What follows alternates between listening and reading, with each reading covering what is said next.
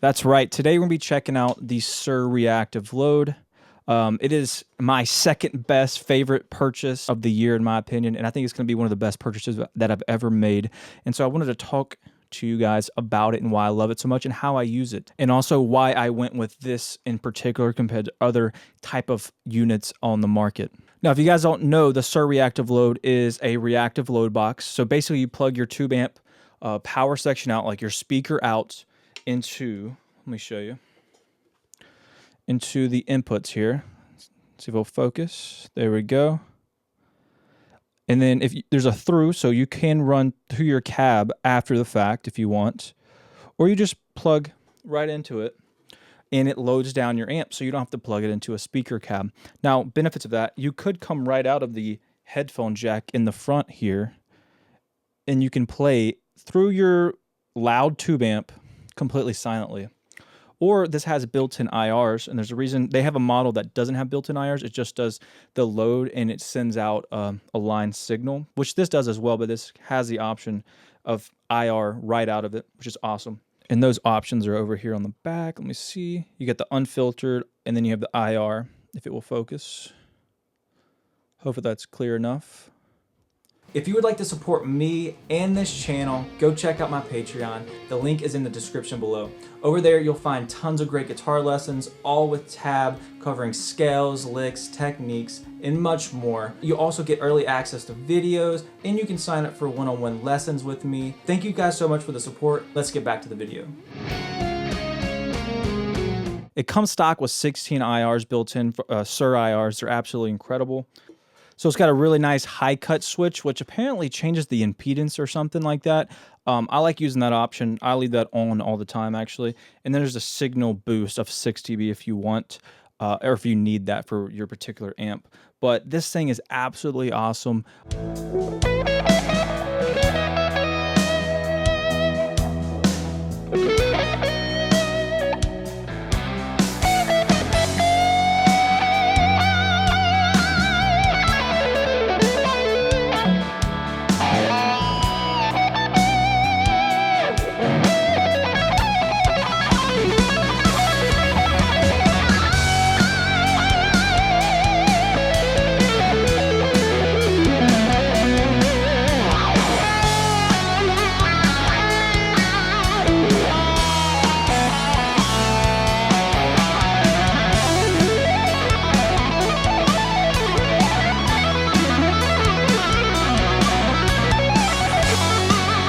So I got the Suhr Reactive Load probably, I believe, it was either late March or April, I can't remember exactly. But I had the 2 Notes Captor 8, not the Captor X, but I had the Captor for quite a few years, and it finally just wasn't working for whatever reason. I probably just didn't treat it right, and it ended up breaking. Now, that doesn't really have any IRs built in. It has a speaker sim, but it's like okay at best. It really needs you to send a line signal to your interface and then put an IR or have a separate IR loader to have that kind of IR sound imparted on your guitar's tone. But really why I needed this is I got my dream amp, which I would say is my #1 favorite purchase of the year, the MGL 50-2204. I made a video previously about that. And this is a second, because I really, the MGL is a 50-watt tube amp.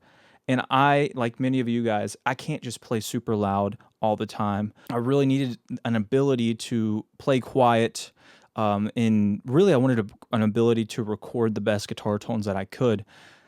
I could have gotten an attenuator, and maybe in the future I will, because with this setup, I don't use a live cab ever. It's just right into my MGL, into the Suhr Reactive Load. And it took me some getting used to, because there's something about that, raw speaker in the room feel and sound. But this sounds absolutely incredible. And it also saved me, because I was about to build an ISO cab. I pretty much had the whole plans for it, because I was like, okay, I want the best guitar tones I can have, but obviously I need it as quiet as possible.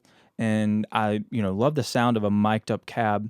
And I was, looking at ways to build the best ISO cab that I could. And I did a bunch of tests of recording that kind of setup before building the ISO cab. And then I tried the Suhr Reactive Load, and I'd compare them. And there's some things I absolutely love much more about the live cab, but I find that the Suhr Reactive Load gets in some ways is much better. In some ways it's lacking, but I think that you can make up for it in different ways. And as I build my studio and progress my studio, I will find ways to kind of build up that in like more analog, traditional ways. But I love the Suhr Reactive Load. It was actually Mark from Mark's Guitar Loft that recommended it to me. He said he felt because a reactive load's trying to emulate, it's trying to tell your amp that it's actually plugged into a cab. And he said the Suhr Reactive Load just reacts better, especially for a more Marshall like 50-watt style amp. And so when I got it, instantly, even just the line out sound was much better feeling and sounding than the two notes captor. Not to talk bad about the two notes captor, but it was much better. And then what I loved about it is I really wanted the IR built in. So I could have saved a few $100s and got the non-IR version, but I'd either have to buy another external IR loader or I have to go into my computer system. And the reason I didn't want to do that is I wanted, one thing is kind of the main thing is I don't want to always have to be finagling computer software, pulling up Logic, pulling up an IR loader, or like I can do it outside of Logic. If I go to like, I have the Neural DSP Soldano plugin, and I usually just bypass the amp thing and I can use it as an IR loader and with effects without pulling up my DAW and all that. And that's cool. That works well. But what I found is that there's something more raw and natural, for whatever reason, I don't know why, of the sound when it comes out of the Suhr Reactive Load IR right into my preamp on my interface, into my computer. It sounds much more real life and three-dimensional than if I was to just send a signal to my interface and then put the IR on later. Not that doesn't sound good, and I've definitely done that in the past, but I just like this sound so much more, but also it makes me commit too. And it's super easy nowadays to, keep trying new software and try to hit buttons and always tweak things. And I love that about kind of the modern era, but it's also just time consuming and annoying, and it's not old school enough for me. And so having to like when I'm recording, having to commit something because it's imprinting the IR sound right on it. Not only do I think it sounds better, it imprints it. The other thing is I have the Audient ID44 interface, and most any other interface can do this as well, but it's got a great monitoring section, and I never wanted to have problems with latency, because what was happening is I was using the two notes, and I was having to put the IR on my computer, right? And so as I'm building, a song and all that, and there's a couple ways around it, but basically you either have a lot of buildups of that plugin, which is going to slow your computer down a little bit. Now, my computer usually can handle it, but usually you're going to want to lower that buffer size or raise the buffer size, I should say, and it's going to create this latency, and it's very, very annoying, especially when you're trying to play guitar. And kind of inevitably, there's a natural latency, even though if your computer is set really, really fast with the buffer size, it's almost not noticeable. But especially as you start building up a recording project with different instruments and different plugins, it really starts to slow it down. And so I got really picky about that. It was really bothering me. And so what I love about having the IR is you can't monitor real time with a direct signal without an IR on it. So I actually only monitor real time nowadays. And it has the lowest latency because it's basically... there's a standalone mode on this interface, so I can send the IR right to my interface. It's almost like a mixing board, like a live mixing board, and I can monitor real time with no latency. Or if there's any latency, it's completely non-noticeable. And no matter how big my recording project gets in Logic, how many plugins, I can have as many things in my project, and I get to monitor real time through that. So that was one of my favorite things. Like, I need an IR before hitting my computer because I want zero latency no matter what, and I don't want to ever have to go in and it's so annoying to change the buffer size. So I just leave it at the max, so my computer's relaxed, it's running on its own pace, and I get to monitor real time with no problems. The other thing I do, what's cool about my interface, which I'll go into in another video, is it's got on inputs 1 and 2, it's got send and return. So, and I actually have it set up because I want to monitor real time with the reverb, and I want to record the cleanest signal. What I found, if I run IR, like amp out of the IR, or sorry, amp into the Suhr Reactive Load, using the IR out, and then I run into like a reverb pedal or something like that, or a delay pedal, it affects it affects the tone, but also I don't want to print the reverb and delay, right? So what I've figured out is I got a 4-input interface. I run into input 2, it sends out to my reverb pedal, and it returns back into 3 and 4. So I don't ever, I could record that. I don't usually record that, but I can monitor real time with any effects I want. I can choose to record it, of course, but I usually just record my input 2, which is my dry guitar tone, but I get a monitor with no latency, and then I have my reverb, or I could put a delay, or I could put other pedals to put it into 3 and 4 in stereo, so I can get a real-time, no latency, and I get that nice sound. And I don't have to worry about how big my project is or having to change buffer size ever when I'm recording. I just leave it at the max buffer size, and I have no problem monitoring real-time. It feels more inspiring, sounds better, and it's a quicker workflow. And really, that's what I was lacking for many years before I got the Suhr Reactive Load, is I was always having to put the IR in on the computer, and there's always these sorts of problems that slip in with that as you're kind of working through that, and no problems ever happen with this setup.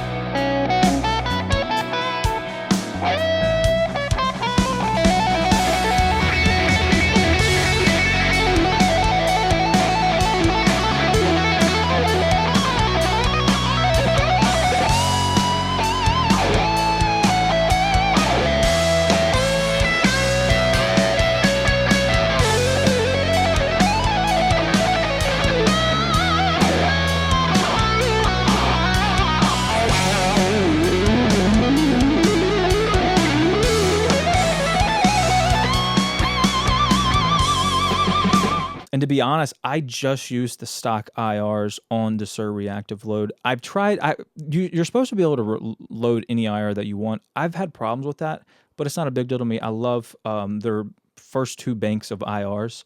My favorite one's the stock IR-13. Earlier in the solo, I was using 2.3 actually, which is the vintage 30. I love that one as well. So I've actually had no problems. I can just switch through when I'm recording and be like, you know what, I want that IR for this track. I want that IR for that track. And also that's another benefit, in my opinion, with the Suhr Reactive Load and that workflow is, you know, obviously you can do that with a plugin side where you have different IRs for different things. But I love the workflow of in the mindset too of this is printing, like this is the sound. I'm done. So obviously I spend time preparing in the moment, dialing in the right sound in the right IR, and I can switch through. And so as I'm building tracks, everything can have a unique sound, and it's printing instantaneously. I don't have to do anything. Basically these guitar parts out of my amp into the Suhr Reactive Load with those IRs.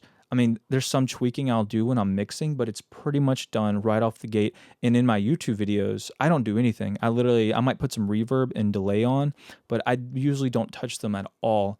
And it just sounds great. It's incredible. I get to practice any time of day, at night, whenever, through my favorite rig. I can just put headphones on and it makes no sounds. It's not distracting. It's not obnoxious. If I was running this rig through a normal cab, it'd be insanely loud, unfortunately.